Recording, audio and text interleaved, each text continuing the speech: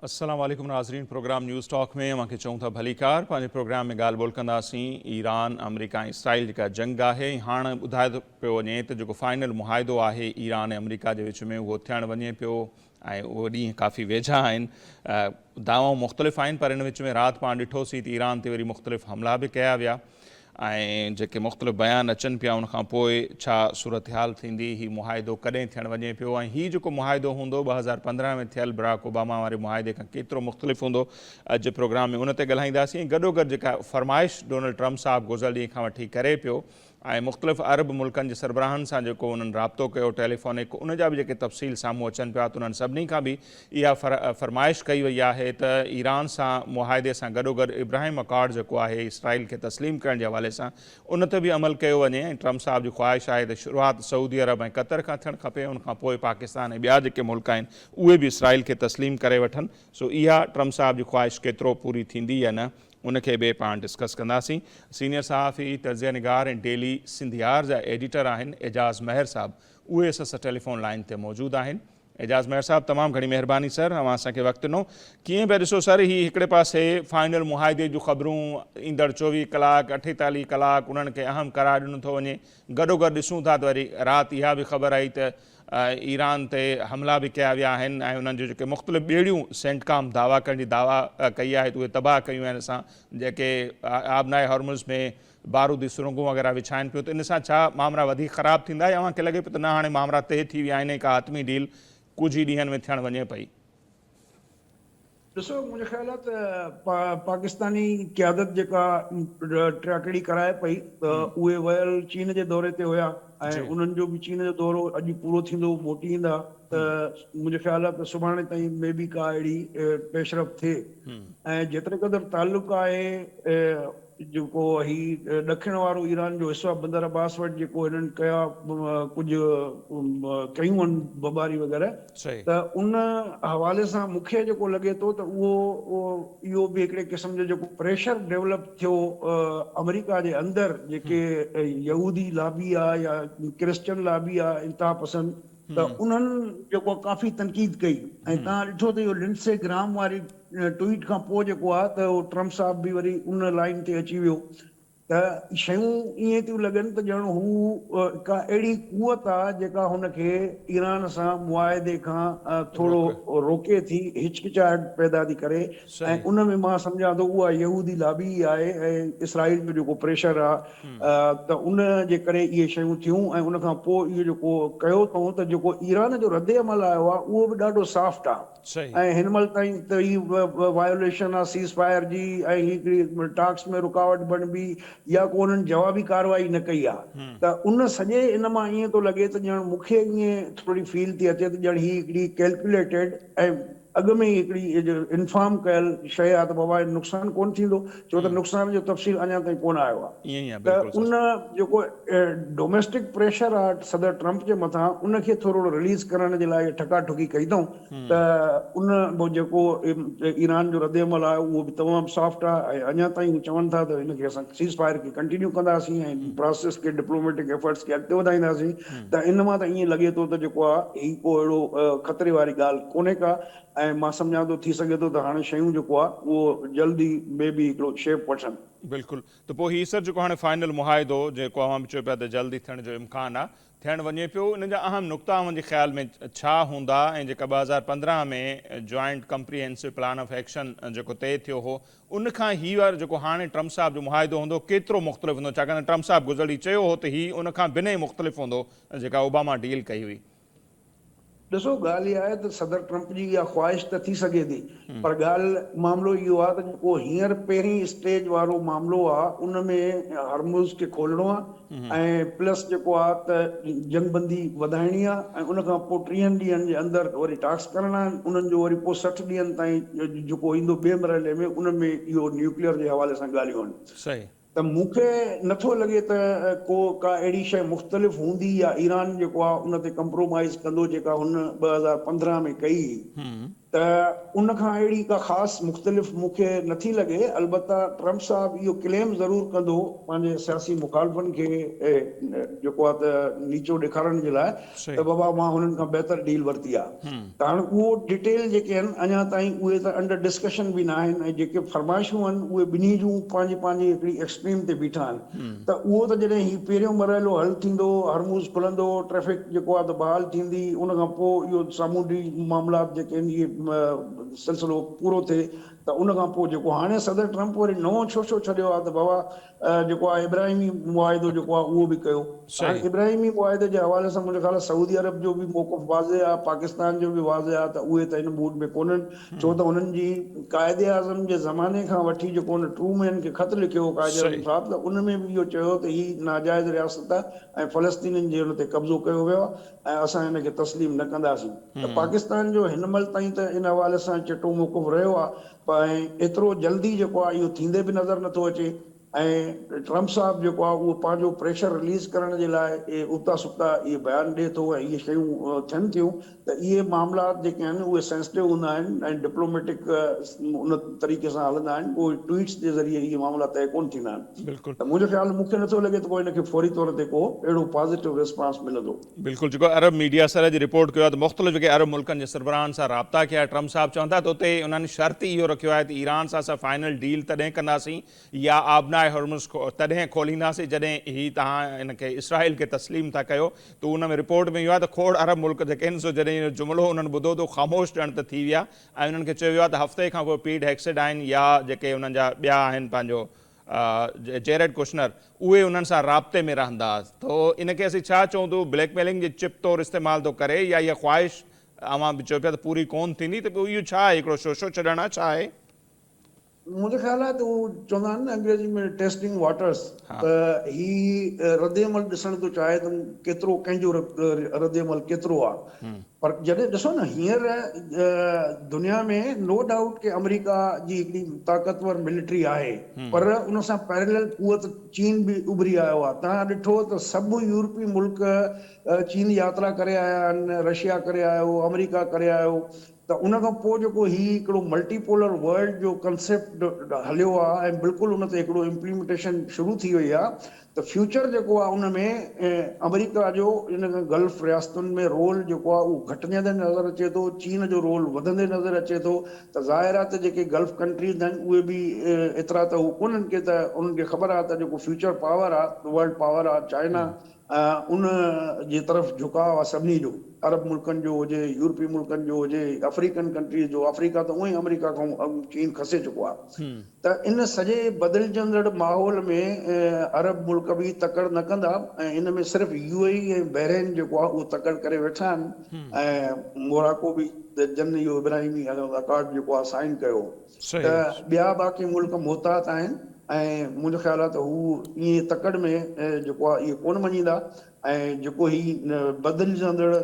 दुनिया जी कुवतूं ऐं ताक़तूं ऐं नवां ब्लाक ऐं नयूं शयूं, त उन सॼे तनाज़ुर में उहो केसिताईं केतिरी स्पीड सां अॻिते वधे थो मामिलो, उन ते इहो मामिलो वञी पहुचंदो। सही। अच्छा सर, पर पाकिस्तान में जेको हिकिड़ो वॾो मीडिया हाउस आहे उनजी वेबसाइट ते मूं ख़बर ॾिठी पई जेका बि अरब मीडिया जे हवाले सां उनमें दावा कई वई आहे त सऊदी अरब जो मौक़िफ़ इहो आहे त जेसिताईं फ़लस्तीन खे आज़ादु रियासत तौरु तस्लीम नथो कयो वञे त तेसिताईं असांजा जेके आहिनि इसराइल सां लाॻापा बहितर नथा थी सघनि। त छा इहो थी सघे थो जेका टू नेशन थ्योरी आहे या टू स्टेट थ्योरी, उन ते जेकॾहिं अमल थिए थो, फ़लस्तीन खे हिकिड़ी आज़ादु रियासत तौरु क़बूलु कयो थो वञे, त उनखां पोइ का राह हमवार थींदे ॾिसो पिया त सऊदी अरब उनखे क़बूलु करे ऐं पाकिस्तान जे लाइ चवनि था जेकॾहिं सऊदी अरब तस्लीम करे वरितो त पाकिस्तान ते प्रेशर वधी वेंदो? डेफिनेटली आहे इहा सिचुएशन ऐं ॿ रियासती हल वारो जेको मामिलो आहे, पर तव्हां ॾिसो न त ऑन ग्राउंड सिचुएशन छा आहे। हींअर जेको फ़लस्तीन जी जेका अथॉरिटी तस्लीम कई आहे उहा बि अंडर द इसराइल आहे ऐं उन्हनि खे वेस्ट बैंक में वञी जेको आहे घरनि में घिड़ी इसराइली सेटलर जेके आहिनि उहे मारीनि था। ऐं अॼु बि गज़ा में जेको आहे त रोज़ तव्हां ख़बरूं पढ़ूं था, बाबा अॼु एतिरा माण्हू हुआ गज़ा में, अॼु एतिरा माण्हू हुआ, त उन्हनि जी नाकाबंदी कयूं वेठो आहे, गज़ा खे तबाह कयूं वेठो आहे, सॼी ज़मीन बोस लॻी पई आहे, सॼियूं इमारतूं तबाह आहिनि, माण्हू दरबदर आहिनि, उन्हनि खे इमदाद नथी मिले पई, खाइण खुराक जो मसइलो आहे, दवाउनि जो प्रॉब्लम आहे। त जॾहिं तव्हांजो अहिड़ो एटीट्यूड ज़ालमाणो हूंदो फ़लस्तीनियुनि जे बारे में ऐं तव्हां केरु एतबार कंदो त तव्हां ॿ रियासती जेको आहे त उहा स्टेट क़ाइमु करणु ऐं उहो एॾो सवलो बि कोन्हे उन ते अञा वधीक प्रेशर ट्रम्प ते अची सघे थो छो त इसराइल कॾहिं बि न चाहींदो त इहो 2 स्टेट थ्योरी वारी जेका ॻाल्हि आहे उनखे को अमली जामो पहिरायो वञे। अच्छा जैसा वरी जेकॾहिं अचूं थी ईरान वारो जेको मसइलो आहे जीअं पाण अव्हां चयो त पहिरें बि हिकिड़े प्रोग्राम में अव्हां ई इहो चयो हो त जेका 2015 में डील थी हुई उन जी भेट में हाणे ईरान जी पोज़ीशन वधीक मज़बूत आहे ऐं हीउ जेको अनटचेबल हो इसराइल हुजे अमेरिका जंहिं अंदाज़ में ईरान उन्हनि खे जवाबु ॾिनो या अमरीकी कांग्रेस में इहा रिपोर्ट पेश कई वई त तक़रीबन को 40-42 जहाज़ या त मुकमल डैमेज थिया आहिनि या उन्हनि खे नुक़सानु पहुतो आहे या जेके ख़िते में अॾा हुआ उहे ईरान उन्हनि जा तबाह कया आहिनि त हाणे त ईरान जी पोज़ीशन वाकई काफ़ी मज़बूत आहे तव्हांखे लॻे पियो त उहे शर्त जेके 15 में ईरान मञिया हुआ उहे हाणे उनखे तस्लीम कंदो या ही डील केतिरी डिफरेंट हूंदी 2015 वारी डील खां? ॾिसो न ईरान वाइज़ली हिकिड़ो डिप्लोमेटिक कार्ड छॾियो आहे हुन न्यूक्लियर जे इशू खे इन सॼी गेम मूं अलॻि रखियो आहे भई ही मामला त पंहिंजे थियनि असांजी जेको आहे इनकम बि शुरू थिए वापार बि शुरू थिए हरमूज़ बि खुले ऐं थोरो इनकम बि शुरू थिए इहे सिलसिला थियनि ऐं उन सां गॾोगॾु जेके आहिनि उन जा पैसा रुकियल आहिनि उहे पैसा बि उन्हनि खे मिलनि ऐं प्लस जेको आहे त ॿियूं पाबंदियूं ख़तमु थियनि कारोबार जेको आहे ओपन थी वञे त उहे शयूं जॾहिं हिकिड़े पासे थी वेंदियूं त अल्टीमेटली न्यूक्लियर तां फोकस जेको आहे उहो थोरो माना ईरान जी कोशिशि इहा आहे त उहो उनखे सेपरेट करे उनखे डाइवर्ट थो करणु चाहे ऐं ट्रम्प जी कोशिशि इहा हुई त मां कंहिं बि तरीक़े सां अॻु में न्यूक्लियर ऐं पोइ ही शयूं कयूं पर जेके हिन महिल ताईं डेवलपमेंट थी आहे त उन में ईअं थो लॻे त ईरान जी स्ट्रेटजी कामयाबु रही आहे त मूंखे ईअं ई थो लॻे त डेफिनेटली की ईरान कॾहिं बि जेको ही ट्रम्प थो चवे त हू इनरिचमेंट जो राइट सरेंडर करे उहो मुमकिन कोन्हे छो त इन में खोड़ सारियूं शयूं आहिनि जिन में मेडिकल में तव्हांजी इनरिच यूरेनियम जो इस्तेमालु आहे तव्हांजी ॿियुनि शयुनि में सिविलियन टेक्नोलॉजी आहे तव्हांजी बिजली घर आहिनि उन्हनि में तव्हां यूज़ था कयो त हिकिड़ो जेको IAEA सर्टन हिकिड़ी हद आहे ओसि ताईं जेको आहे त उनजो त आलमी कानून मुताबिक़ सभिनी मुल्कनि खे हक़ आहे त इहो जेको आहे त मुंहिंजे ख़्याल आहे उन ते ईरान कॾहिं बि गिव अप न कंदो ऐं जेकॾहिं मैक्सिमम को अहिड़ी ॻाल्हियूं कयूं बि सयूं त उहे 2015 खां जेको आहे त उहो उन ते ई हूंदियूं उन खां घटि त सवाल ई पैदा न आहे ऐं जेको ही ट्रम्प कार्ड चए थो त मां हिननि खां ईरान खां अहिड़ी कुझु लिखाराए वञा जो सुभाणे मां हुते इमरान खान वांगुरु लहराए चवां त मां जेको मिड टर्म इलेक्शन आहे नवंबर में त उन में कंहिं तरीक़े सां कामयाबी हासिल करे सघां त उहो मुंहिंजो ख़्याल आहे त थींदे मूंखे नज़र नथो अचे ऐं बिल्कुलु अव्हां सही था चओ ऐं ट्रम्प साहिब त बार बार पंहिंजनि माण्हुनि खे इहा ख़ातिरी कराईंदो आयो आहे त बाबा ही जंग मईशत ते असर ॿिया टिया पर उनजे बदिले अव्हांखे अहिड़ो ईरान आऊं ॾींदुसि जेको जोरी हथियारनि खां पाक हूंदो तो एॾी वॾी दावा कंदो रहियो आहे पंहिंजनि माण्हुनि खे चवंदो रहियो आहे जेकॾहिं इन सॼे मामले में जोहरी मसइलो हुजे ई न त पोइ अव्हांखे छा थो लॻे त अमेरिका जे अंदरियां कहिड़ो रिएक्शन अची सघे थो ट्रम्प साहिब जे लाइ? ॾिसो मुंहिंजो ख़्याल आहे हींअर ट्रम्प साहिबु जेको आहे उहो रिसीविंग एंड ते बीठो आहे ऐं हू कंहिं तरीक़े सां हिकिड़ी फेस सेविंग थो चाहे सॼी दुनिया में इहो पैगाम वियो आहे त ईरान हिकिड़ो नंढड़ो मुल्क एॾो वॾी ताक़त बि कोन्हे फ़ौजी कुवत बि न आहे उन पोइ बि अमेरिका खे नक में दम करे रखियो त इन सॼे माहौल में जेको आहे त ट्रम्प जेको आहे उहो जेको लूज़ कयो आहे गेन नाहे कयो त माण्हू त चढ़िया कोन्हनि त जेको आहे ज़ाहिर आहे सुभाणे जॾहिं तव्हां इहे शयूं ओपन कंदो त डेफिनेटली को उहे लिक छुप वारी त ॻाल्हि हूंदी कोन ऐं जॾहिं ईरान जे बैकिंग हुजे चाइना ऐं रशिया जे कुवतुनि जहिड़ी त उहो ईअं छो सरेंडर करे छॾींदो या अमरीकी मफ़ादनि जे आॾो या ट्रम्प खे एतिरो जेको आहे वाइल्ड हिकिड़ो तरीक़े सां जेको आहे उहो फतेह जो कार्ड ॾींदो त तूं वञी पंहिंजी इलेक्शन में कामयाबी हासिल कर। सही। अच्छा सर ही पाकिस्तान जी क़यादत पाण ॾिठोसीं त पहिरें ट्रम्प साहिबु चीन जो दौरो ते वियो पोइ वरी 3 ॾींहंनि खां पोइ रशिया जो प्रेसिडेंट आयो हाणे पाकिस्तान जी क़यादत चीन पहुतल हुई जीअं अॼु मां ॿुधाए थो दौरो पूरो पियो थिए वज़ीर आज़म साहिबु फील्ड मार्शल साहिबु इन खे असीं कीअं ॾिसूं थी जेके असांजा चीन सां सफ़ारती लाॻापा उनखे 75 साल पूरा थिया ही उन सिलसिले में या ईरान वारो जेको मामिलो हले पियो उहो मामिलो बि ज़ाहिर आहे अहम हूंदो ही जेको दौरो थियो आहे उनमें उनजी बि डिस्कशन थी हूंदी? ॾिसो इहो हिकिड़ो चीन दुनिया खे पैगाम ॾिनो आहे त दुनिया में ताक़त जो जेको मर्कज़ आहे उहो चेंज पियो थिए सही ऐं सभु जेके बि हिन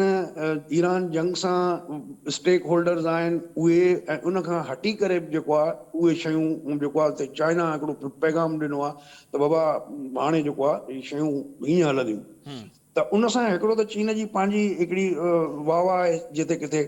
ऐं प्लस जेको तव्हां ॾिठो त ताइवान जे हवाले सां जेके चीन रिजर्वेशन ऐं हिकिड़ी रेड लाइन डिक्लेयर कई उन खां पोइ अमेरिका बि उन ते थोरो मोहतात थी वियो आहे बिल्कुलु त अॻु में जेका वाज़े ताइवान जी पॉलिसी या सपोर्ट करणु हथियार मंज़ूर करणु ही शयूं उन्हनि शयुनि ते हाणे ट्रम्प साहब खे बि रियलाइज़ थियो आहे त न इहो एतिरो आसान कोन्हे को त इन सॼे तनाज़ुर में मां सम्झां थो त ज़ाहिर आहे त उहो हिकिड़ो चीन खे हिकिड़ी सरसी हासिल थी आहे उनजे किरदार उनजे रोल में जेको आहे उहा हिकिड़ी एक्नॉलेजमेंट आहे त भई हींअर जेको आहे वर्ल्ड पावर चाइना आहे अमेरिका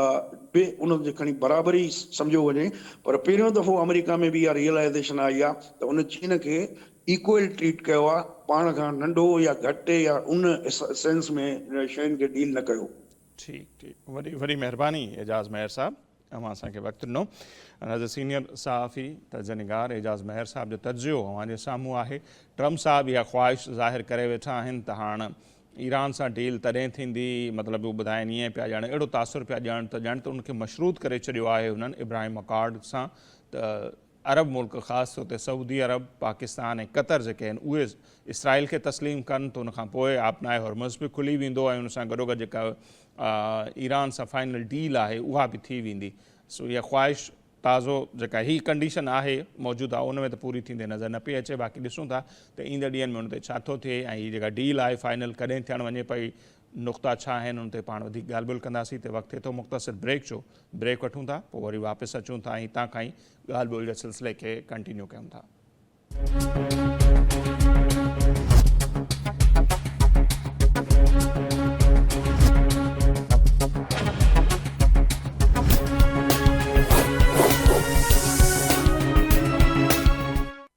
जी नाज़िम ब्रेक खां पोइ हिकु भेरो ॿीहर प्रोग्राम में अव्हांखे चऊं था भली कार ऐं पाण ॻाल्हि ॿोल कंदासीं ब्रिगेडियर रिटायर्ड गज़नफर अली साहब जेके आहिनि उहे असां सां हीअ टेलीफोन लाइन ते मौजूदु आहिनि ईरान अमरीका डील ऐं उन विच में ट्रम्प साहब जी जेका नई ही ख्वाहिश साम्हूं आई है उन ते ॻाल्हि ॿोल कंदासीं ब्रिगेडियर साहब बहुत शुक्रिया सर आपने हमारे लिए वक्त निकाला सर किस तरह देख रहे हैं एक तो ये खबरें चल रही है मुसलसल 3 दिन से कि आज नहीं तो कल कुछ दिनों में ये डील फाइनल होने जा रही है ईरान और अमरीका के दरमियान इस बीच में हमने देखा कि ट्रम्प साहब ने एक ख्वाहिश कहें उसका इजहार किया है या फिर ऐसा हम कहें कि उसको मशरूत कर दिया है इब्राहिम अकॉर्ड से ईरान डील को कि उन्होंने कहा कि सऊदी अरब कतर और पाकिस्तान जो है वो इसराइल को तस्लीम कर लें तो ट्रम्प साहब की इस ख्वाहिश को आप कैसे देखते हैं यहाँ से शुरू करते हैं फिर फाइनल जो डील है उस पर भी आएंगे ये तो बहुत स्टुपिडिटी है इडियोटिक किस्म की ख्वाहिश है इर्रेशनल है इसका कोई बेसिस नहीं है ना इसका कोई किसी भी तरीके से किसी डील से या किसी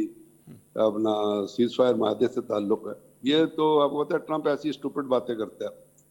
उसको पता ही नहीं होता वो क्या कह रहा है उसको पता नहीं होता इसका इम्पैक्ट क्या होगा वो मैंने अब कहा ना कि अमेरिका में इसलिए कहते हैं ट्रम्प ऑलवेज चिकन्स आउट सही टैको प्रेसिडेंट कहते हैं उसको वो व्हाइट हाउस के बाहर फायर हुआ वो फड़क गया उन्होंने ये तो यहूदी जो मुझ पे हमला करने के लिए आ गए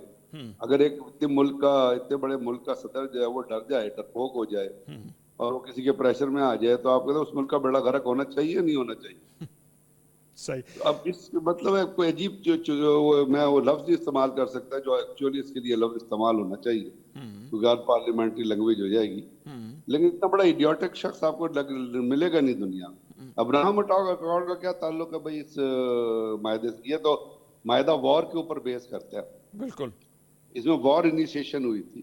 अमेरिका और ईरान ने वॉर इनिशिएट की थी ईरान ने तो नहीं की थी सही और इसके ऊपर बातचीत हो रही थी ईरान ने भी कहा जी हमें प्रपोजल मिली है हम इस पर गौर कर रहे हैं विल टेक 3 to 4 days अमेरिका ने भी कहा कि जी हमें प्रपोजल मिली है हमें जल्दी कोई नहीं हम इस पर कंसिडर कर रहे हैं विल टेक सम डे ठीक है भाई एक्सेप्टेबल है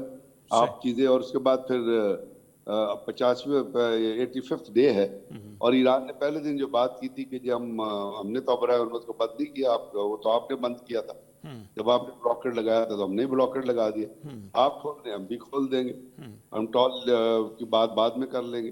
तो पहले दिन ईरान ने कहा था ट्रम्प भी ये कह रहा है कि अब नया खुलने वाली है और जो न्यूक्लियर एनरिचमेंट और बाकी चीजें हैं वो बाद में तय होंगी। मार्को रूबियो ने भी इंडिया में ये कह दिया कि जी उसके लिए जो न्यूक्लियर एग्रीमेंट और बाकी न्यूक्लियर की चीजें तय करने के लिए तो टाइम लगता है।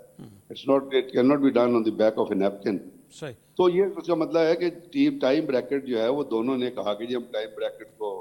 ठीक है भाई होगी टाइम ब्रैकेट। उसमें दो फायर हुए बाहर व्हाइट हाउस के, उसने कहा जी अब्राहम अकॉर्ड। वो शख्स जैसे याहू शैतान याहू से डरता है, वैसे तो वो बड़ी बढ़ के मारता है कि मैं तहजीब को मिटा दूंगा,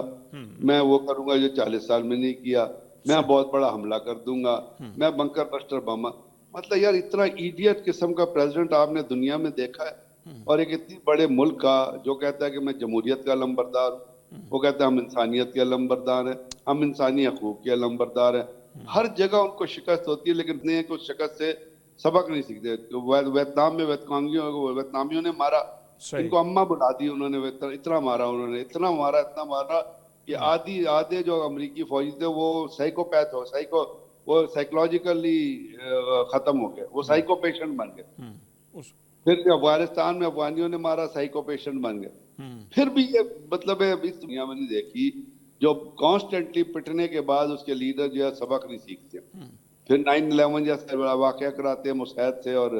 अपना CIA से, फिर अपनी ये बहुत बड़ी कलाबे मारते हैं कि ये कर देंगे वो कर देंगे, आते हैं अफगानिस्तान में और उसके बाद फिर रात के अंधेरे में 11 साल सुबह के अंधेरे में फुट जाते हैं वहां से। तो ये अजीब इनकी तरीकाकार है। ट्रम्प ने जो कुछ कहा है उसका कोई रैशनल नहीं बनता। इब्राहिम सऊदी अरब ने कहा कि जी इसकी तो कोई बात ही नहीं, पाकिस्तान ने कहा इसकी तो कोई नहीं हुआ। आप मतलब एकदम कहीं से कोई अंडा निकाल दे के जी ये वह तो वो कोई रैशनलिटी बनेगी? जो जहां तक माहिदा है वो अपने हिसाब से चलेगा और वाकई उसको टाइम लगेगा। सही। लेकिन ये है कि वो फेजेस में चूंकि हो रहा है, कह रहे 1 फेज होगा, 2 फेज होगा या 3 फेज होगा। पहले फेज में यही होगा कि अब नया उर्मत जो है वो खुल जाएगी, दोनों साइड से शिपिंग लेन जो खुल जाएंगी। उसके बाद फिर सेकंड फेज में जो शायद पाकिस्तान में होगा इंशाल्लाह, तो उसमें कोई ना कोई चीजें जो है डिस्कशन में आएंगी। और साफ जाहिर है कि ये कोई सिंपल चीजें तो है नहीं ना, इनके अंदर टेक्निकलिटी तो बहुत है, इसमें तो कोई शक नहीं है। बिल्कुल। जो अरेंजमेंट का जो मायदा है वो एक टेक्निकल मायदा है, बिल्कुल। उसके अंदर कोई एक्सपर्ट्स को बैठना पड़ेगा, कोई न्यूक्लियर साइंटिस्ट जो कोई इस किस्म के लोग बैठेंगे। अगर आपने फर्ज करें हम एक सिचुएशन कंसिडर करते हैं, चले आपने यूरेनियम ही किसी के हवाले करना है जो एनरिच यूरेनियम है, तो उसका कोई तरीकाकार वजह करना पड़ेगा ना। सही। वो यूरेनियम है, कोई पानी की बोतल तो नहीं है, वो अपना मिनरल वाटर की बोतल उठा के आप एक बंदे से दूसरे बंदे को दे देंगे। या उसको ईरान ने अगर तल्फ करना है तो उसके लिए भी कोई रायकार करना पड़ेगा। उधर अगर इंस्पेक्टर्स बिठाने हैं उसके लिए भी कोई तरीकाकार वजह करना पड़ेगा। IAEA की इंस्पेक्शन में आना है उसके लिए भी कोई तरीकाकार वजह करना पड़ेगा। So it does take time. अभी इस जो चीजें हैं, जो बातें हो रही है, उसमें यही है कि कहा यह जा रहा है कि जो अब है होमस के खुले पे और अमेरिकन ब्रोकेट हट्टे पे बातचीत होगी। अब आप इसके अलावा आप अब्राहम अकॉर्ड की बात करें, अभी ट्रम्प का एक और मैं ट्वीट देख रहा था जो किसी ने किसी उसके रेफरेंस से किया हुआ था कि जी वो कहता है कि जी अगर ना हुआ तो फिर जंग होगी, तो फिर बड़ी जंग होगी। मतलब अजीब यार, मैं इस पे क्या कहूँ, इतना बेवकूफ, इतना इडियोटिक शख्स तो दुनिया में कम से कम इतना इडियोटिक लीडर तो हमारी 70 साल की जिंदगी में तो हमारी नजर से नहीं गुजरा। अब ये कोई नई साइंस इजाद कर रहा हो तो मुझे पता नहीं है। अच्छा सर, इससे पहले अगर फिर हम देखते हैं कि 2015 में ओबामा ने भी तो एक डील की थी ईरान के साथ, joint comprehensive plan of action का नाम दिया गया था, तो उसमें भी ये सारी बातें थी। ईरान अमल भी कर रहा था 3 सालों तक। जो IAEA की रिपोर्ट भी थी कि कोई ईरान एटमी प्रोग्राम की तरफ नहीं बढ़ रहा। फिर हमने देखा कि ट्रम्प साहब ने आकर 18 में उसको रद्द कर दिया, ओबामा साहब की उस डील को। तो अब जो डील होगी आपके ख्याल में वो 2015 वाली डील से कितनी डिफरेंट होगी? क्या इसमें कुछ नया होगा? देखिए 2015 वाली डील बड़ी इंटेलेक्चुअल डील थी, वो तमाम रिक्वायरमेंट्स को मीट करती थी और उसके अंदर जो मुज़ाकरात हैं वो सालों मतलब 2 साल चले थे, 18 महीने चले थे, कितने चले थे। फिर वो डील जो है मैच्योर हुई थी। और वो डील जो थी जो अब ट्रम्प जो बार बार रोजाना बकता रहता है कि जी ईरान को एटम बम बनाने नहीं देंगे, नहीं करने देंगे, नहीं करने देंगे, वो उसी लाइन पे वो डील हुई थी कि ईरान जो है वहाँ IAEA के इंस्पेक्टर जाके बैठ गए थे, उन्होंने एनरिच यूरेनियम जो है वो रशिया को दे दिया था। रशिया ने उनको प्योर यूरेनियम उससे 3 गुना ज्यादा दे दिया था और जितनी उनकी एटमी तनसीबात थी वो मॉनिटर हो रही थी, तो बात खत्म हो गई। और दुनिया में कहीं लड़ाई नहीं हुई थी, कोई कुछ नहीं हुआ था। और उसमें 4 मुल्क थे, 4+1 वो माहिदा था। उसमें बिल्कुल अमेरिका नहीं था, अमेरिका ने बाकी ममालिक को भी शामिल कर लिया था। ऐसे ही। यहाँ पे ट्रम्प खुद अपना बैंड खुद ही बजा रहा है। हम्म। तो अपना बैंड बजाने से तो इमरान ईरान ने कह दिया कि जी हम नहीं मानेंगे आपकी बात, तो क्योंकि हमें आप पे भरोसा नहीं है। हम्म। और सही बात है, ज़ियोनिस्ट लॉबी जो है, जो दहशतगर्द है, ज़ियोनिज़्म जो दहशतगर्दी पे मबनी है, दुनिया को दहशतगर्दी की तनकीद देता है, उनकी बात कौन मानेगा? ज़ियोनिस्ट की झूठे हैं वो शैतान यहू जो दुनिया का कमीना और दलील तरीन कुत्ता का अपना मॉन्स्टर नुमा कुत्ता नुमा इंसान है, उसकी बात कौन मानेगा? मुझे आप बताएं, कोई मानेगा उसकी बात? उसके तो वो इसीलिए ईरान ये चाह रहा है कि कुछ उसको रेगुलेटरी कुछ कुशन पीरियड मिले, कोई 5-60 दिन का 30 दिन का, जिसमें वो ये गौर करे कि अगर हम इनसे माहिदा कर रहे हैं तो इस दौरान में इनका लाइन ऑफ एक्शन क्या रही है, इन्होंने कोई शैतानी करने की तो नहीं की, इन्होंने कोई उसको, क्योंकि ईरान अमेरिका भी वायलेट कर सकता है और इसराइल तो है ही स्पॉइलर। जैसे अभी जो व्हाइट हाउस के बाहर फायर हुआ है, उसका तमाम मुद्दा इसराइल पे जा रहा है ना, कि ट्रम्प को डराने के लिए उन्होंने फायर किया, जिसकी वजह से ट्रम्प भड़क गया। उसने कहा ये अब्राहम अकॉर्ड लेके आओ।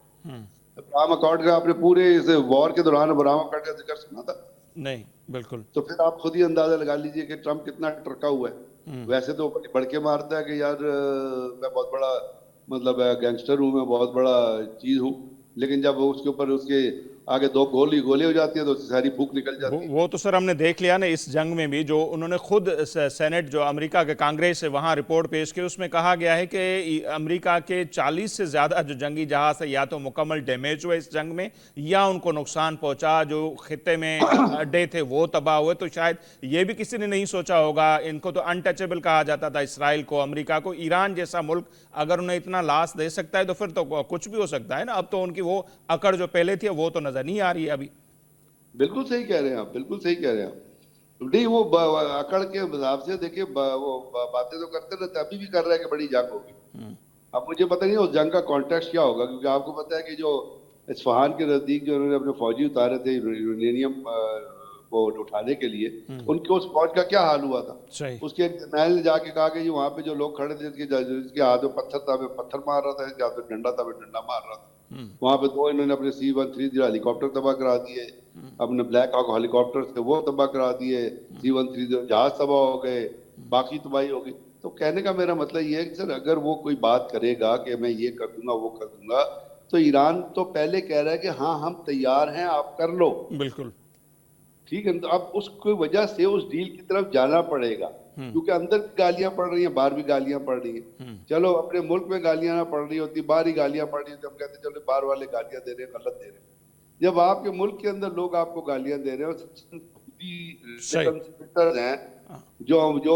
इसराइल के टुकड़ों पे पलते हैं, जो पैक का पैसा खाते हैं, जो बेगैरत हैं, जो बेशरम हैं, जो करप्ट हैं, जिनके जिनके रोजमर्रा का खर्चा ये लिंडसी ग्राहम जैसे और टेड क्रूज जैसे, जिनके घर का खर्चा ये पैक उठाती है, उनको पैसे देती है, उनको खरीदती है, वो उनके जूते चाटते हैं, तो वो हैं जो सिर्फ वो पीछे लगे हुए कि जी लड़ाई करो लड़ाई करो।